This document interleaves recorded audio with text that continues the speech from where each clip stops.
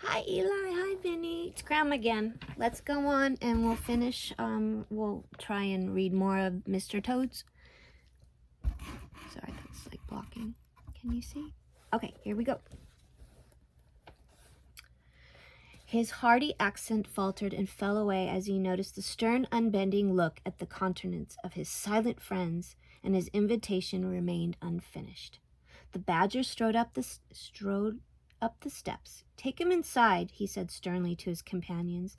Then, as Toad was hustled through the door, struggling and protesting, he turned to the chauffeur in charge of the new motor car.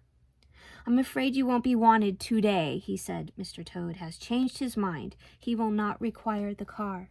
Please understand that this is final. You needn't wait." Then he followed the others inside and shut the door. "Now then," he said to the Toad, when the four of them stood together in the hall. "First of all, take those ridiculous things off." "Shan't," replied Toad with great spirit. "What is the meaning of this gross outrage? I demand an instant explanation." "Take them off, then, you two," ordered the Badger briefly.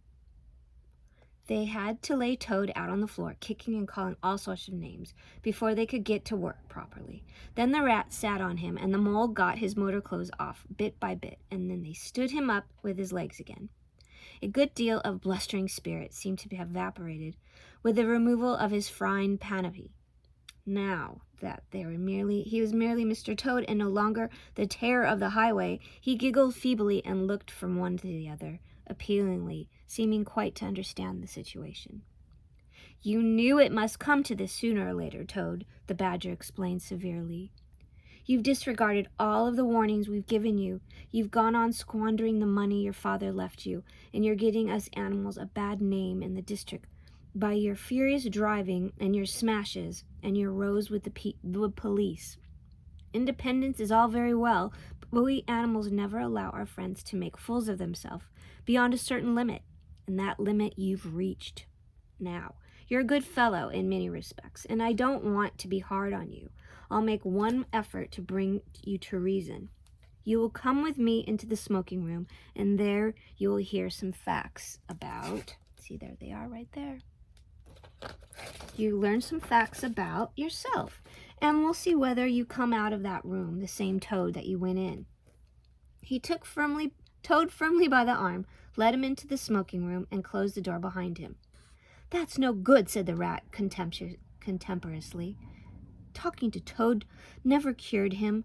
He'll say anything." They made themselves comfortable in the armchairs and waited patiently. Through the closed door, they could just hear the long, continuous drone of Badger's voice, rising and falling in waves of oratory, and presently they noticed that the sermon began to punctuate at intervals by long-drawn sobs, evidently proceeding from the bosom of Toad, who was a soft-hearted and affectionate fellow, very easily converted, for the time being, to any point of view. After some 3/4 of an hour, the door opened, and the Badger reappeared solemnly, leading by the paw a very limp and dejected Toad. His skin hung baggily over him, his legs wobbled, and his cheeks were furrowed by the tears so plentiful called forth by the Badger's moving discourse. "Sit down there, Toad," said the Badger kindly, pointing to the chair. "My friends," he went on, "I am pleased to inform you that Toad has at last seen the error of his ways. He is truly sorry for his misguided conduct in the past, and he has undertaken to give up motor cars entirely and forever. I have his solemn promise to that effect."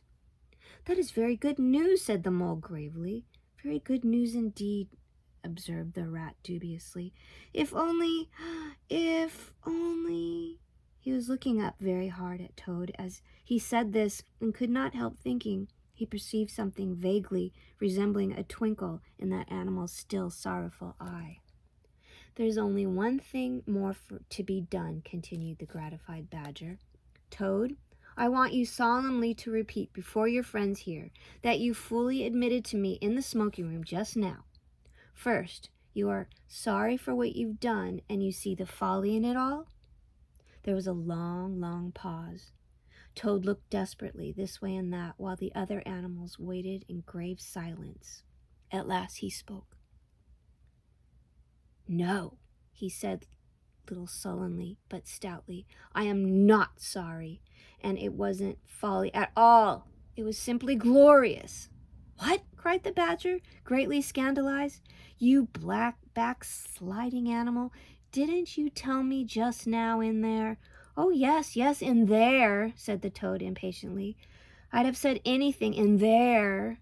"You're so elegant, dear Badger, and so moving and so convincing, and put it all your points so frightfully well. You can do what you want, when you like it, with me in there, and you know it. But I've been searching my mind since, and going over things in it, and I find that I'm not a bit sorry or repentant, really. So it's no earthly good saying I am now, is it?" "Then you don't promise," said the Badger, "never to touch a motor car again?" "Certainly not," replied Toad emphatically. "On the contrary, I faithfully promise that the very first motor car I see, pop, pop, off I go to get it." "Told you so, didn't I?" observed the Rat to the Mole. "Very well, then," said the Badger firmly, rising to his feet. "Since you won't yield to persuasion, we'll try what force can do. I feared it would come down to this. You've often asked us three to come and stay with you, Toad, in this handsome house of yours. Well, now we're going to. When we've converted you to the proper point of view, we may quit, but not before. Take him upstairs, you two, and lock him up in the bedroom, while we arrange matters between ourselves." Look at there. There he is right there. "It's for your own good today, you know," said the Rat kindly to the Toad, kicking and struggling, was hauled up the stairs by his two faithful friends. "Think what fun we shall have together, just as we used to, when you've quite got over this painful attack of yours." "Well, we'll take great care of everything for you till you're well, Toad," said the Mole, "and we'll see your money isn't wasted, as it has been." "No more of those regrettable incidents with the police, Toad," said the Rat, as they thrust him into his bedroom. "And no more weeks in the hospital being ordered about by female nurses, Toad," added the Mole, turning the key on him. They descended the stair, Toad shouting abuse at them through the keyhole, and the three friends then met in conference on the situation. "It's going to be a tedious business," said Badger, sighing. "I've never seen Toad so determined. However, we will see it out. We must never be left an instant unguarded. We shall have to take it in turns to be with him, till the poison has worked itself out of his system." They arranged watches accordingly. Each animal took its turn to sleep in Toad's room at night. They divided the day up between them. At first, Toad was undoubtedly very trying to his careful guardians. When his violent paroxysms possessed him, he would arrange bedroom chairs in rude resemblance of a motor car, and would crouch on the foremost of them, bent forward, staring fixedly ahead, making uncouth and ghastly noises till the climax was reached, when, turning a complete somersault, he would lie prostrate amidst the ruins of the chairs, apparently completely satisfied for the moment. As time passed, however, these painful seizures grew gradually less frequent, and his friends strove to divert his mind into fresh channels, but his interest in other matters did not seem to revive, and he grew apparently languid and depressed. One fine morning, the Rat, whose turn it was to go on duty, went upstairs to relieve Badger, whom he found fidgeting to be off, and stretched his legs in a long ramble round his wood and down his earths and burrows. "Toad's still in bed," he told the Rat outside the door. "Can't get much out of him, except, oh, leave him alone. He wants nothing. Perhaps he'll be better presently. It may pass off in time. Don't be unduly anxious," and so on. Now you look out, Rat. When Toad's quiet and submissive and playing at being the hero of a Sunday school prize, then he's at his artfulness. That's sure to be something up. I know him. Well, now I must be off. "How are you today, old chap?" inquired the Rat cheerfully as he approached Toad's bedside. He had to wait some minutes for an answer. At last a feeble voice replied, Thank you so much, dear Ratty. So good of you to inquire. But first tell me, how are you and yourself and the excellent Mole? Oh, we're all right, replied the Rat. Mole, he added incautiously, is going out for a run around with Badger. They'll be out till luncheon time, so you and I will spend a pleasant morning together, and I'll do my best to assume you. Now jump up, there's a good fellow, and don't lie moping. There's a fine morning like this. Dear kind Rat, murmured Toad, how little you realize my condition, and how very far I am from jumping up now, if ever. But do not trouble about me. I hate being a burden to my friends, and I do not expect to be one much longer. Indeed, I almost hope not. Well, I hope not too, said Ratty heartily. You've been a fine brother to us all this time, and I'm glad to hear it's going to stop. And in the weather like this, and the boating season just beginning, it's too bad of you, Toad. It isn't the trouble we mind, but you're making us miss such an awful lot. I'm afraid it's trouble. Oh, see, there he is in bed right there. I'm afraid it is trouble you mind through, replied the Toad languidly. I can quite understand it. It's natural enough. You're tired of bothering about me. I mustn't ask you to do anything further. I'm a nuisance, I know. You are indeed, said the Rat, but I tell you, I'd take any trouble on earth for you, if only you'd be a sensible animal. If I thought that, Ratty, murmured the Toad more feebly than ever, then I would beg you, for the last time probably, to step round to the village as quickly as possible. Even now it may be too late, and fetch the doctor. But don't you bother. It's only a trouble, and perhaps he may as well let things take their course. Why, what do you want a doctor for? Inquired the Rat, coming closer and examining him. He certainly lay very still and flat, and his voice was weaker and his manner much changed.